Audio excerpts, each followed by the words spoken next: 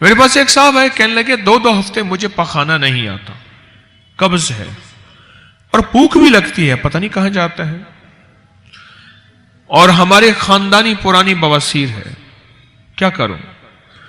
میں نے اس سے کہا کہ تازہ انجیر تلاش کر، تازہ انجیر مل جاتی ہے بعض جگہوں پہ، اور کہا کہ تازہ انجیر میں نے عرض کیا کہ اگر نہیں ملتی تو خشک انجیر کو پانی میں بھگو رکھ، ٹکڑے ٹکڑے کر کے رات کو جتنا جی چاہے۔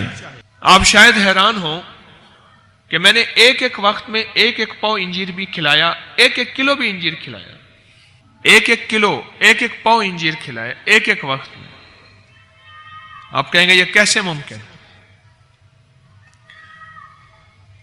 سردی ہو، سردی تو انجیر کو ایسے کھانا، اور گرمی ہو تو اس کو بھگو کے کھانا۔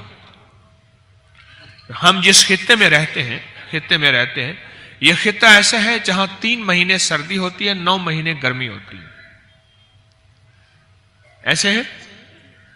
تو اس کے مطابق میں آپ کو انجیر کی ترتیب عرض کرتا ہوں۔ اس کے مطابق میں نے اس کو کہا کہ انجیر کھا، اور بہت زیادہ کھا۔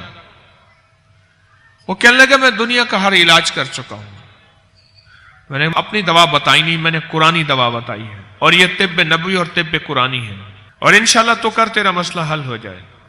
مجھے کہنے لگا میں 2-3 ہفتے میں نے کھائے ہوں گے، پھر چھوڑ دیے۔ آج 11 سال ہو گئے، پھر مجھے قبض نہیں ہوئی، اور میری آنتیں ٹھیک ہو گئی ہیں۔ جبکہ بعض اوقات وہ ایک قطرے ہوتے ہیں قبض کے، وہ کہتے ہیں کہ ایک میرا گھر کا دوسرا فرد ہے، اگر وہ 3 قطرے سے 5 سے 6 یا کچھ قطرے زیادہ ہو جائیں تو اس کو موشن لگ جاتے تھے، 10 لگ جاتے تھے، اور میں اٹھا کے اس کا ڈھکنا کھول کے ساری بوتل پی لیتا تھا، پھر جا کے میری قبض کھلتی تھی۔ بواسیر پرانی ہو، آنتوں کی خشکی ہو، انجیر کمال چیز ہے۔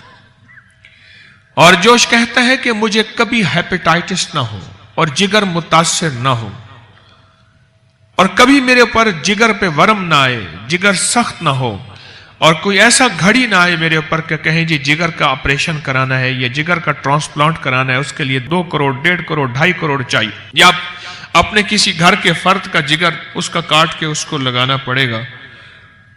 وہ انجیر سے دوستی کرے۔